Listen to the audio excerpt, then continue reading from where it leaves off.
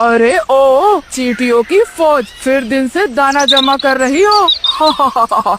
लगता है मेहनत करने की बुरी आदत पड़ गई है तुम सबको। लेकिन एक बात याद रखो, इस जंगल में सूरज मेरे लिए उगता है और जो कुछ भी उगता है वो सिर्फ कालू कौवे का होता है। तो चलो चींटियों, जल्दी से वो सब दाना मेरे घोंसले में जमा कर दो, क्योंकि इस जंगल का राजा कौन है? मैं हूँ कालू कौवा। हम मेहनत करते हैं और तुम लूटते हो, ये तो अन्याय है कालू कौवे, ये सरासर अन्याय है। ये जंगल तेरा निजी महल नहीं है। अब बहुत हो गया, हम डरेंगे नहीं, ना ही चुप रहेंगे। आज हम तुम्हारा अन्याय सहना बंद करेंगे।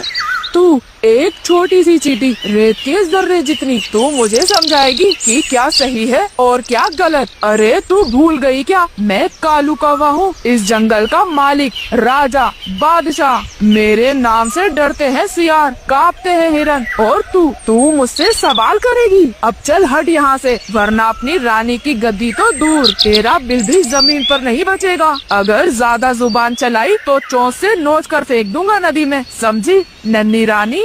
अब चलो, बिना चू चपड़ किए सारा का सारा दाना मेरे घोंसले में जमा कर दो, नहीं तो कल तुम्हारा नामो निशान मिटा दूंगा मैं।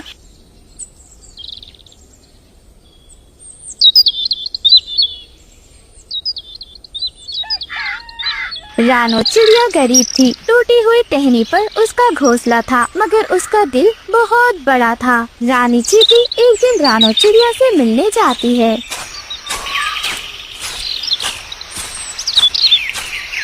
रानो बहन, अब सहन नहीं होता। कालू कौवा हर दिन हमें परेशान करता है। हम चींटियों की जिंदगी उसने नर्क बना दी है रानो बहन। अब हम और नहीं सह सकते। हमने सोचा था मेहनत करेंगे, अपना घर बसाएंगे, लेकिन हर बार कालू कौवा आकर सब कुछ छीन लेता है। हमारे दाने, हमारे बच्चों की भूख, हमारी नींद, सब कुछ। ना मैं तुम्हारी तरह रानी हूँ, ना कालू कौवे जैसी ताकतवरों से लड़ने के लायक। मेरा खुद का घोंसला भी टूटी टहनी पर टिका हुआ है। हवा भी चलती है तो डर लगता है कि कहीं घोंसले में मेरी आज आखिरी रात ना हो। लेकिन फिर भी मैं तुम्हारे साथ हूँ। बारिश आती है और उसके साथ आती है कालू कौवे की एक और साजिश। उस दिन तो कालू कौवे ने हद ही कर दी। अरे देखो देखो, ये तो वही चींटियों की महारानी है, इतनी छोटी, मगर बातें तो सुनो जैसे जंगल की रानी हो। कालू जी, लगता है इन रेंगने वाली मक्खियों में बहुत घमंड आ गया है। लगता है अब इनका भी दिल ज्यादा बड़ा हो गया है और हिम्मत भी। बहुत हो गया, एक तो छोटी छोटी सी चींटियाँ, ऊपर से इतनी बड़ी बड़ी बातें, और अब ये दाना भी नहीं देंगी। मेरी बादशाहत को चुनौती देंगी ये। तू रानी है ना, चल अब तुझे दिखाता हूँ असली जंगल का कानून। यहाँ जो कमजोर है वो सिर्फ दो ही चीज करता है, या तो झुकता है या फिर मिटता है। इसे फेंक दो कालू, इसे कोई नहीं बचा सकता अब। नहीं नहीं, छोड़ो मुझे, मेरी प्रजा, मेरे बच्चे। दूर बैठी हुई रानो चिड़िया ये सब कुछ देख लेती है। हे भगवान, वो रही रानी चींटी। पानी तो बहुत तेज है, अगर मैं नीचे गई तो खुद भी फंस जाऊंगी। नहीं, कुछ तो करना ही होगा। और फिर रानो चिड़िया आसमान में उड़ते हुए एक पेड़ के ऊपर मंडराती है। उसकी नजर एक चौड़े हरे पत्ते पर जाती है जो पेड़ की शाखा पर हिल रहा था। बस यही है रास्ता। रानी, हिम्मत रखना, मैं तुम्हारे लिए कुछ लाई हूँ। और फिर रानो चिड़िया वो पत्ता ठीक उसी जगह पर गिरा देती है जहाँ चींटी बह रही होती है। वह बड़ी मुश्किल से पत्ते पर चढ़ जाती है, पानी से बाहर आ जाती है और लंबी सांस लेती है।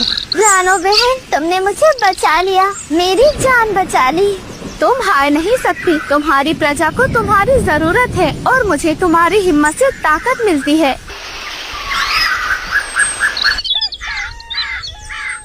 क्या वो चींटी बच गई? कौन बचा कर लाया है उसे?